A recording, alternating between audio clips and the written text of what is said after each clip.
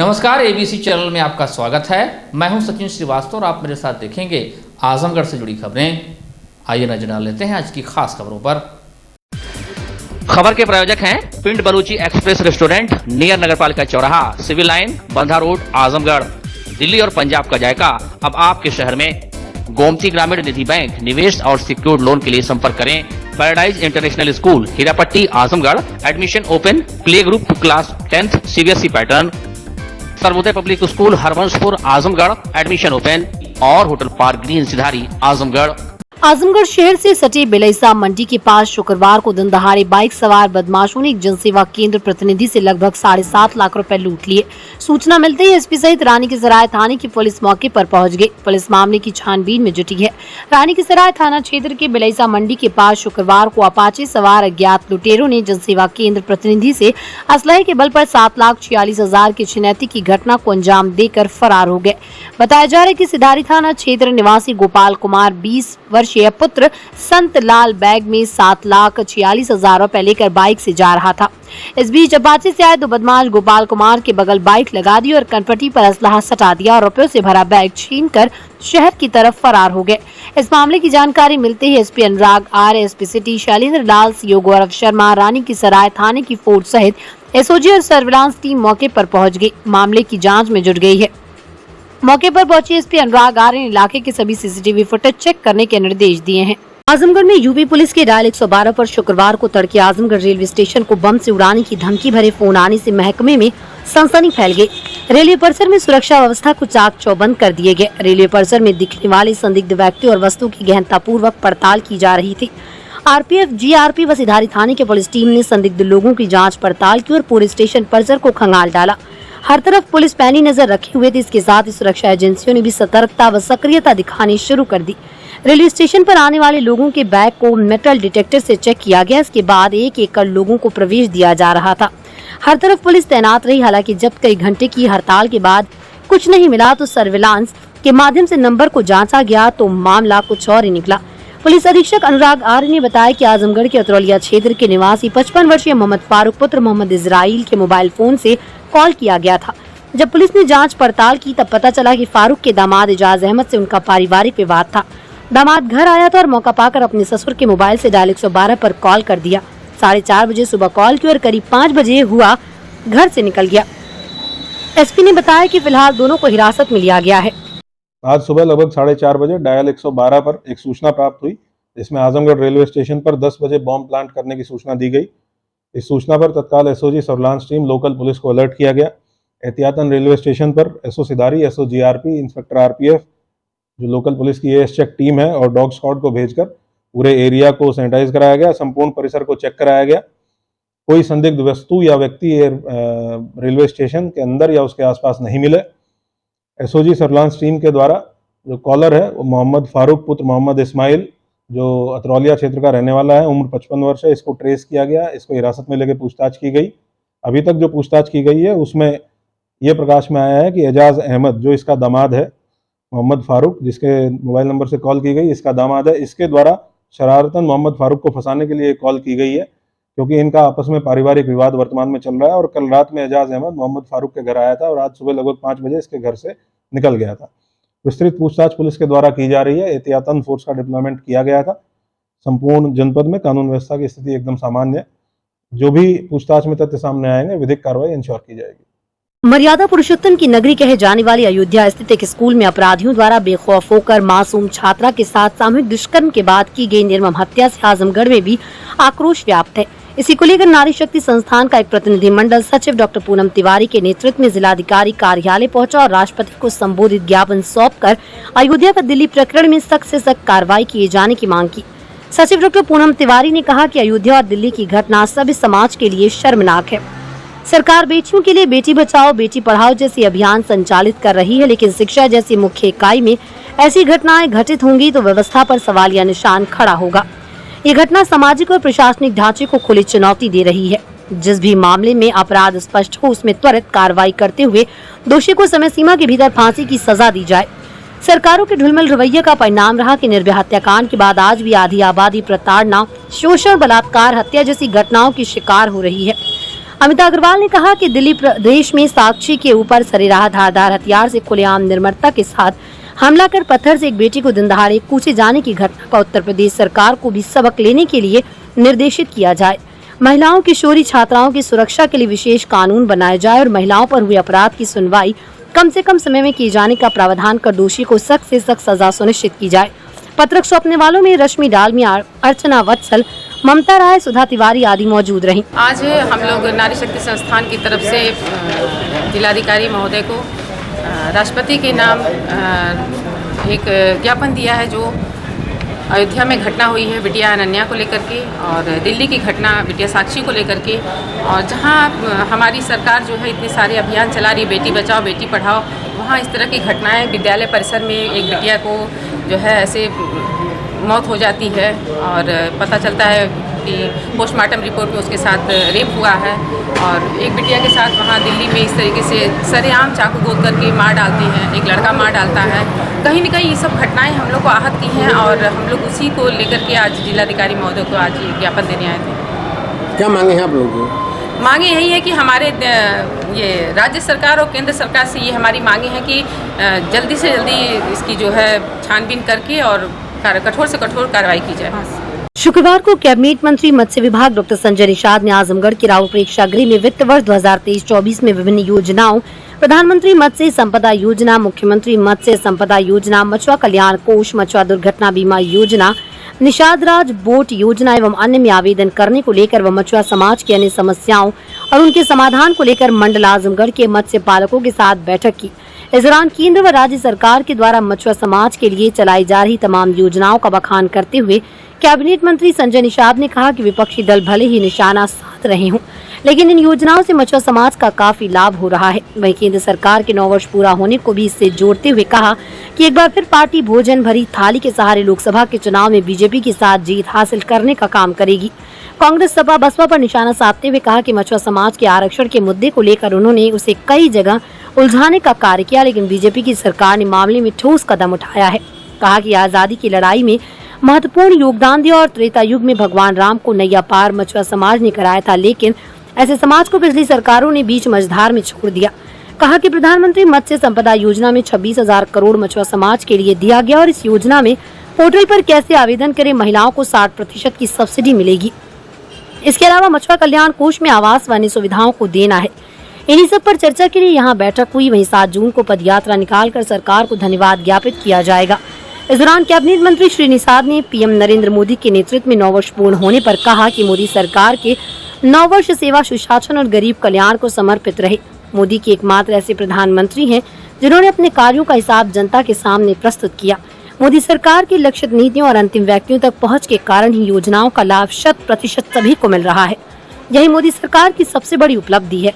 मोदी सरकार ने आधुनिक टेक्नोलॉजी, विजन और कार्य क्षमता के आधार पर हर गरीब तक योजनाओं का लाभ पहुंचाया है। पीएम मोदी के नेतृत्व में विकास कार्य हुए हैं। बीते सालों में परिवारवाद, तुष्टीकरण की राजनीति खत्म हुई है। अपेक्षित जो मछुआ समुदाय था, जिन्होंने देश की आज़ादी में एक महत्वपूर्ण भूमिका निभाया हो और भगवान राम को त्रेता में गंगा पार कराया हो, और ऐसे लोगों को पिछली सरकारों ने मझधार में छोड़ दिया था। ऐसे मछुआ समुदाय के लिए केंद्र सरकार के द्वारा माननीय मोदी जी को धन्यवाद देना आज के इस ज्ञापन कि उन्होंने प्रधानमंत्री मत्स्य संपदा योजना के माध्यम से ये 26,000 करोड़ रुपये पूरे देश के मछुआरों को दिया। जो 1 तारीख से पोर्टल खुला हुआ है और पोर्टल के माध्यम से हम लोग आवेदन इनसे हो रहे हैं। 15 तारीख तक होगा आवेदन को। पिछले वर्ष की अपेक्षा इस साल बहुत सरलीकरण कर दिया गया है। इन्हें उसमें अर्हताएँ क्या है, कौन भर सकते हैं, कैसे है, अनुदान कैसे मिलेगा, सब जानकारी है। आज से पूरे मंडल के सभी मत्स्य पालक जो हमारे कार्यकर्ता उनको बुलाया गया है कि आप लोग जो गरीब हैं, जो ज़रूरतमंद हैं, उनको प्रधानमंत्री मत्स्य संपदा योजना में आवेदन कराएं। और महिलाओं को 60% सब्सिडी है, पुरुषों को है। कैसे आवेदन होगा उसके बारे में मैं बताऊँगा। दूसरा, उसमें मछुआ कल्याण कोष की स्थापना उत्तर प्रदेश सरकार से हुई है। इसमें हम इनको मकान देंगे, कीमती हाल देंगे, इलाज के लिए, विवाह के लिए, घर बनाने के लिए, और दैविक आपदाओं में है। और इनकी महिलाओं के सशक्तिकरण के लिए हम झीलों में जलाशय देंगे, और मुख्यमंत्री संपदा योजना और निषाद राज बोट योजना माध्यम से ये इनको बताना था। और दूसरा आज था कि 7 तारीख को इन लोगों ने, एक समय था 7 जून 2015 को, ये अपने आरक्षण के लेकर आंदोलन थे और पिछली सरकार सपा ने इनके ऊपर गोली चलवाई थी। तो इनको एक अंतर बताना था कि एक सरकार वो थी कि जो गोली चलाती थी, दूसरी एक सरकार है जब आपका वकील जो सड़क से सदन में गया है। आज प्रधानमंत्री मोदी जी, अमित शाह जी उस पर चिंतन कर रहे हैं, उस पर आपका काम है। तो इस पर 7 जून को एक हमारे इनका आरक्षण दिवस है, उसे 12 बजे से लेकर 2 बजे तक पद यात्रा के माध्यम से ज्ञापन देंगे और सरकार को धन्यवाद भी देंगे कि उन्होंने 9 साल बेमिसाल निषाद पार्टी ने बड़े नौ काम किए हैं। जिस तरीके से निषाद राज का किला है और इनकी योजनाएं हैं और जो है एक धन्यवाद भी देंगे। और क्योंकि मेरा जन्मोत्सव समारोह है तो हमारी कमेटी ने निर्णय लिया कि इस साल जो सायंकाल है वो बनाएंगे। और अभी जिस तरीके से मोदी जी के 9 साल बेमिसाल हैं, उसमें हमारे लोगों को भी शामिल होना, क्योंकि मछुआ समुदाय के लिए भी मोदी जी, योगी जी ने विशेष रूप से इन्हें एक व्यवस्था दी है, जिसकी वजह से हमारा समुदाय धन्यवाद करता है। और संगठन को भी खड़ा करना है, बड़ा करना है, क्योंकि 2024 का जो चुनाव है वो भोजन भरी थाली को भी हमें दिल्ली में पहुंचाना है। ऐसे में हम हर जिलों में जाकर इनको कि भाई आप भारतीय जनता पार्टी के साथ हैं, वो बड़े भाई, आप छोटे भाई हैं, तो हम उनको जिताएंगे तभी हमें वो जिता पाएंगे। और हम लोग फिर से जिस तरीके से निषाद पार्टी विधानसभा गई है, उसी तरह से लोकसभा की तैयारी करेंगे। जिस तरीके से आरक्षण की बात कर रहे हैं लोग, आप ही कि समाज के लोग ये कह रहे हैं कि आप तो गए थे बड़ी तेजी से, लेकिन सरकार आपके आरक्षण की इस बात नहीं सुन रही है। पिछला भी आपने धरना प्रदर्शन किया, लेकिन कुछ हो नहीं रहा, सिर्फ आपको एक लॉलीपॉप की तरीके से दिया जा रहा है केंद्र सरकार की। जो बोलते हैं शायद उनको आरक्षण का ज्ञान भी नहीं होगा और वो उनकी आवाज़ नहीं है, वो इनका हिस्सा खाने वाले लोगों के वो स्पीकर हैं।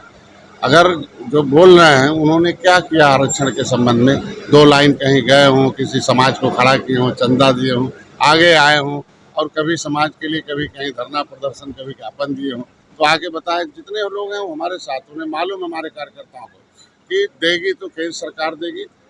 तो ये आज 70 साल में कोई ऐसा नेता नहीं कर सकता है कि मछुआ समुदाय के किसी सांसद और विधायक को सपा और बसपा के सहयोग से केंद्र की सरकार चल रही थी।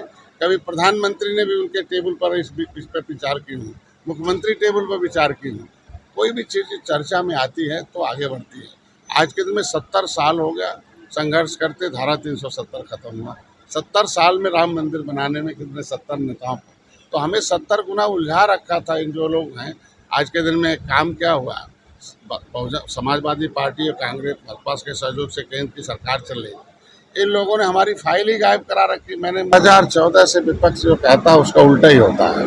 2014 में कहा मैं इतना जीतूंगा, खत्म हो गया। 2017 में कहा ये है, उतर गए। 2019 में सपा बसपा एक होकर लड़ी थी और डॉक्टर संजय मोदी के साथ खड़े हो गए, तो क्या बोलते।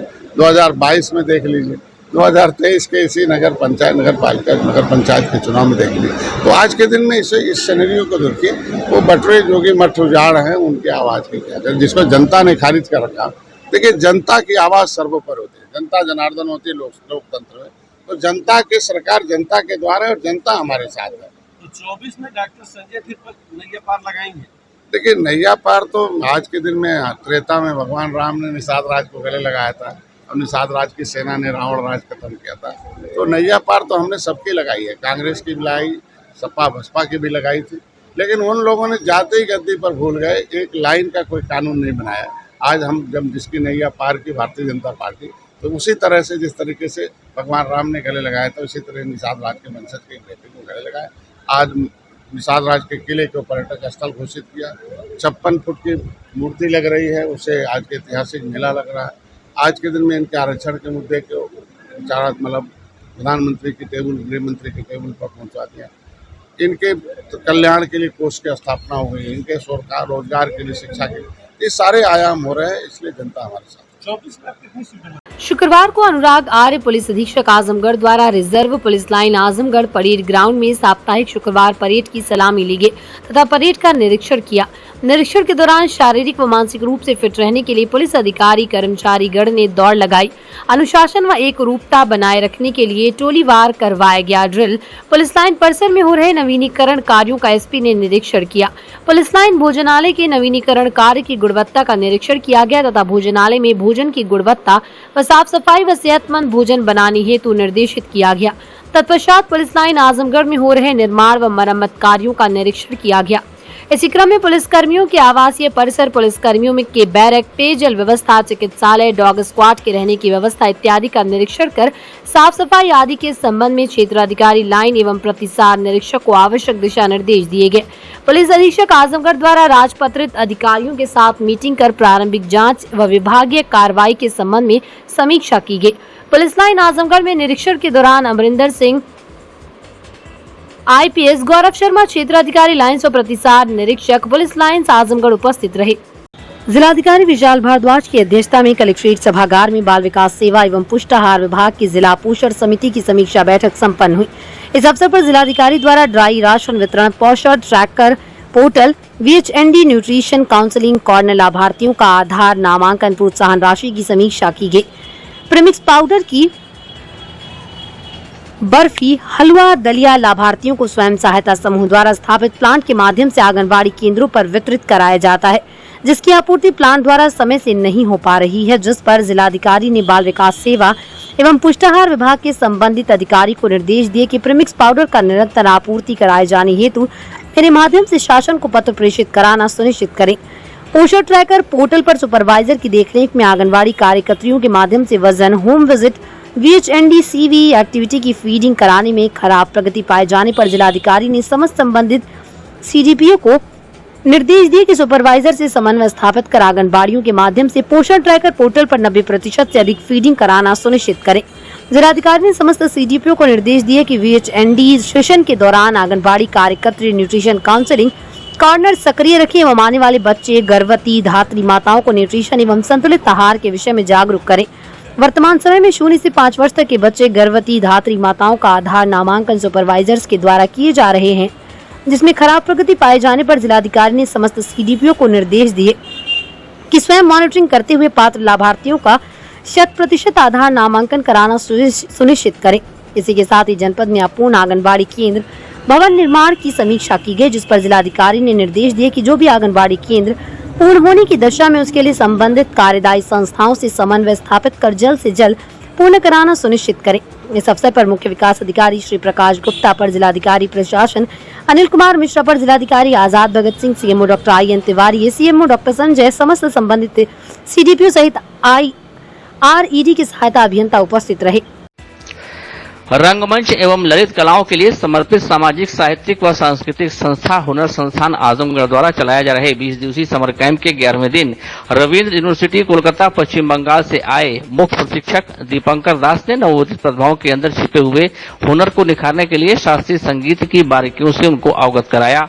इस अवसर पर उन्होंने कहा कि नृत्य एक आराधना है, जिसका जितना अभ्यास किया जाएगा उतना ही इसमें पूर्णता आएगी। शास्त्रीय नृत्य की आत्मा है, इसके बिना डांस का कोई भी फॉर्म अधूरा होता है। इसलिए शास्त्रीय नृत्य से एकाग्रचित्त होकर भाव, लय और ताल की बारीकियों को सीखना चाहिए। संस्थान के सचिव वरिष्ठ रंगकर्मी सुनील विश्वकर्मा ने बताया कि इस कैंप का आयोजन प्रतिवर्ष गर्मी की छुट्टियों में प्रतिभा निकेतन इंटर कॉलेज में किया जाता है, जिसमें मुख्य प्रशिक्षक के रूप में प्रतिवर्ष प्रदेश के बाहर से वरिष्ठ कलाकारों को मुख्य प्रशिक्षक के रूप में बुलाया जाता है, जिसमें जनपद के सभी विद्यालयों के बच्चे प्रतिभाग करते हैं। कैंप में बच्चे जहां एक तरफ प्रातः काल की शुरुआत योग और मार्शल आर्ट से करते हैं, वहीं दूसरी तरफ नृत्य की कक्षाओं में उन्हें वेस्टर्न के साथ साथ क्लासिकल नृत्य के बारे में भी अवगत कराया जाता है। नन्हे कलाकार पेंटिंग और स्केच बनाते हैं। समर कैंप की सफलता के लिए संस्थान अध्यक्ष मनोज यादव, हेमंत श्रीवास्तव, गौरव मौर्य, कमलेश सोनकर, करण सोनकर, आशीष चौहान, सत्यम राज पासवान सहित सभी बच्चे लगे हुए हैं। Sarvodaya Public school near RTO office, Harbanshpur, Azamgarh, affiliated to CBSE. Admission open for classes nursery to 9th and 11th. Dedicated, experienced and well qualified staff. Computer science from class 1st onwards. Playground with lush green campus. Yoga, art and craft, drawing, music, dance classes. Separate composite laboratories. Separate classes for girls. Well-stocked library, hostel facility available, free health checkup in Sarvodaya Hospital. Paradise International School, Hirapatti, Azamgarh, admission open, play group to class 10. CBSE pattern English medium school, in-house developed digital learning platform. true digital smart school, well-qualified teaching staff, well-designed composite science lab, fully equipped computer lab, fully furnished library, edge per CBSE standards, outdoor and indoor play facility for overall development. Our branch Kids Paradise Fun of Learning Playgroup, section of Paradise International School, 200 plus design activity kits and play zone for Kids Paradise Playgroup section.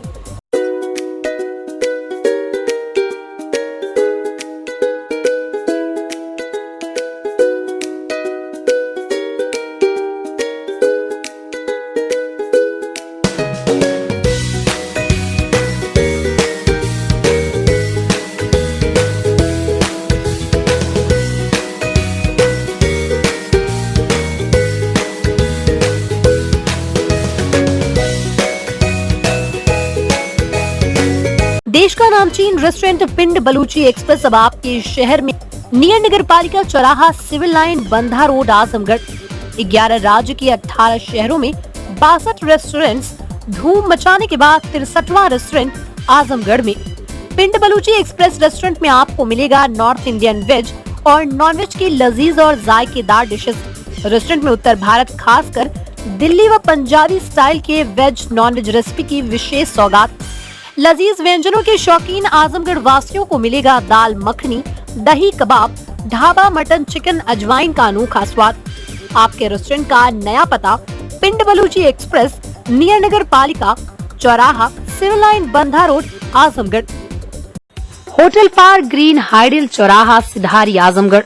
स्वच्छ और आरामदायक AC and non AC rooms, 24 hour room service, North Indian, South Indian, Chinese, Italian, veg and non veg लजीज और जायकेदार व्यंजन उचित rate पर उपलब्ध। शादी, विवाह, engagement, marriage anniversary, birthday party के लिए लार्ज बैंक्वेट हॉल, मीटिंग और सेमिनार के लिए कॉन्फ्रेंस हॉल। आपकी खुशियों में लगाए 4 चांद। होटल पार्क ग्रीन हाइडल चौराहा, सिधारी, आजमगढ़।